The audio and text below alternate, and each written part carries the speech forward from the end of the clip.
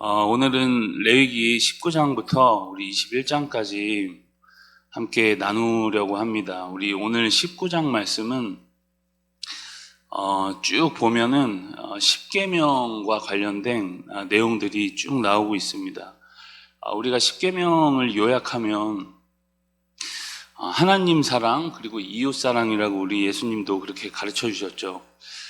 도덕법과 관련해서 레위기에도 보면은 우리 이 시대에도 분명히 적용해야 될 이야기들이 많이 있습니다.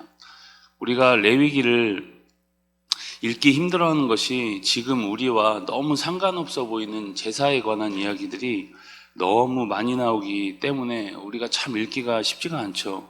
그런데 이렇게 오늘 19장 말씀처럼 제사와 관련된 그런 법뿐만 아니라 도덕법과 이 공동체에 관해서 우리 삶에 지금도 적용할 수 있는 규율들도 많이 나옵니다. 우리가 이런 도덕법과 관련된 이야기들을 보면서 기억해야 될 것이 있습니다. 성경은 우리를 향해서 너는 도덕적인 사람이 되어라고 말하는 것이 성경의 목적이 아니라는 것이죠. 우리 2절 말씀 같이 한번 19장 2절 말씀입니다. 우리 함께 읽어보겠습니다. 시작. 너는 이스라엘 자손의 온 회중에게 말하여 이르라. 너희는 거룩하라. 이는 나 여호와 너희 하나님이 거룩함이니라. 아멘. 계속 19장을 보면은 거룩을 강조합니다. 거룩해라, 거룩해라. 내가 거룩하니 너희도 거룩하라. 단순히 하나님께서 우리에게 착하게 살아라, 공동체에다 선을 베풀고 착하게 살아라, 이것이 목적이 아니라 구별된 거룩한 삶을 살라, 이것이 목적인 것이죠. 다 거룩에 관한 이야기입니다. 그래서 19절 말씀을 보면 우리 19절 말씀도 같이 한번 읽어볼까요? 우리 19장 19절 시작. 너희는 내 규례를 지킬지어다. 내 가축을 다른 종류와 교미시키지 말며 내 밭에 두 종자를 섞어 뿌리지 말며 두 재료로 직조한 옷을 입지 말며. 다 이렇게 구별에 관한 것이죠. 섞지 말라는 것입니다. 다른 종류와 다른 종류를 섞지 말라. 이것이 여러분 다 거룩에 관한 중요한 내용들인 것이죠.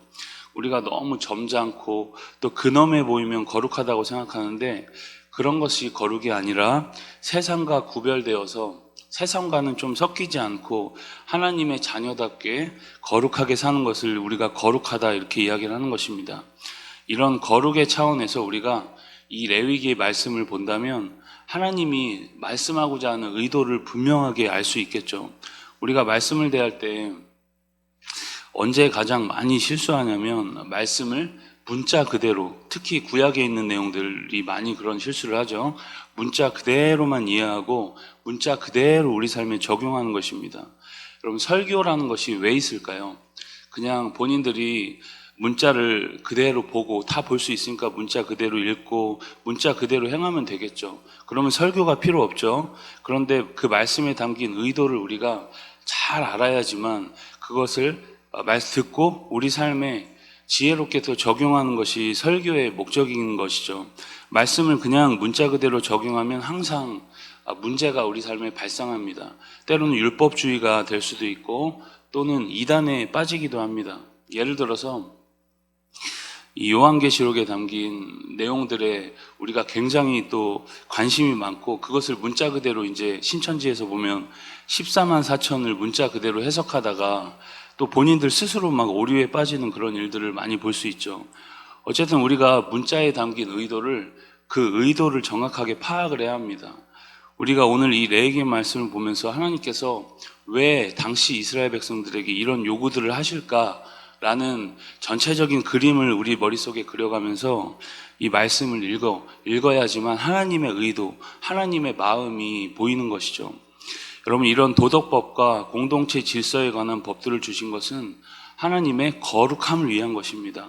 거룩은 하나님이 말씀을 주신 의도를 정확히 파악하고 그 말씀을 삶 속에 유연하고 지혜롭게 적용하는 구별된 삶을 우리가 거룩이다, 그렇게 이야기하는 것이죠. 그런 마음으로 오늘 우리가 레위기 19장 말씀을 읽고 또 묵상하는 하루 되기를 축복합니다. 우리 20장으로 넘어가면 이제 자식을 제물로 바치는 가증한 행동과 그리고 우상숭배, 타종교를 신앙하고 부모를 저주하는 행동, 샤머니즘과 무당에 대한 이야기들이 등장합니다. 특별히 10절부터는 이 성과 관련돼서 구별된 삶을 굉장히 강조하시죠. 성적인 그런 죄악들. 조금 이따가 우리 20장을 또 같이 경청하면서 들어보겠지만 굉장히 우리가 입에 담기도 민망한 그런 내용들이 많이 나옵니다. 근친상간과 온갖 더러운 성범죄에 대해서 이야기를 하죠. 가족과 동침하는 사람, 남의 배우자와 간음하는 사람, 짐승과 관계를 맺는 행위, 모두 하나님께서 다른 도덕법보다 더 강력하게 처벌을 명령하십니다. 죄라고 여러분 다 같은 죄가 아닙니다. 하나님이 더 가증히 여기시고 또 치명적으로 우리 삶을 이끌어가는 치명적인 죄악들이 있다는 것을 우리는 성경을 통해서 분명히 알 수 있는 것이죠. 그것이 바로 성범죄라는 것을 우리는 꼭 기억을 해야 합니다. 성범죄뿐만 아니라 부모에 대한 저주, 그리고 무당을 음란하게 따르는 일, 이런 죄들이 다른 죄들보다 훨씬 하나님께서 강력하게 처벌을 명령하십니다. 하나님께서는 이스라엘이 무분별하게 살아가는 주변 나라들과는 철저하게 구별되기를 원하셨던 것이죠. 여러분, 사실 근친상간은 인간의 양심이라는 것만 잘 작동해도 절대 하지 않는 행동입니다. 짐승들이나 하는 행동이죠. 그런데 성경에 왜 이렇게 근친상간을 자세하게 금지하셨을까요? 그런 일들이 실제 이스라엘 공동체 안에 비일비재하게 행해졌기 때문입니다. 여러분, 이것이 바로 이스라엘의 죄악된 현실이었다는 것이죠. 정말 가망성 없는 이스라엘을 하나님이 지금 구출해 온 것입니다. 그리고 지금 그들을 바꾸어가는 과정인 것이죠. 그런데 여러분, 이것이 지금 이 시대를 살아가는 우리의 모습이기도 하다는 것입니다. 이러한 일들이 지금 이 시대에도 비일비재하게 벌어지죠. 그럼 교회 안에는 이런 일들이 과연 없을까요? 여러분, 교회를 다니고 우리가 직분을 받아도 제 주변에서도 뭐 그런 이야기들을 많이 합니다. 교회를 다니고 직분을 받아도 어디를 가서 자기가 아주 재밌게 놀았다는 이야기를 그냥 서스럼 없이 자랑처럼 이야기하는 것도 많이 듣게 되죠. 여러분, 교회를 다니고 직분을 받고 굉장히 은혜를 경험을 해도 이상한 업소에 습관적으로 들락달락하는 일들도 굉장히 비일비재합니다. 양심 자체가 잘 작동하지 않는 것이죠. 여러분, 하나님께서는 이런 죄들을 용납하지 않으십니다. 분명히 하나님께서 거기에 대한 보응을 하시죠. 여러분, 왜 이렇게 하나님께서 오늘 말씀을 통해서 이러한 죄들을 엄격하게 처벌을 명하실까요? 여러분, 하나님께서는 구원한 백성들을 그냥 두시는 것이 아니라 하나님 천국에 어울리는 백성들로 만들어가는 것입니다. 무분별하게 백성들이 죄를 짓다가 멸망에 이르지 않도록 하기 위한 것이었습니다.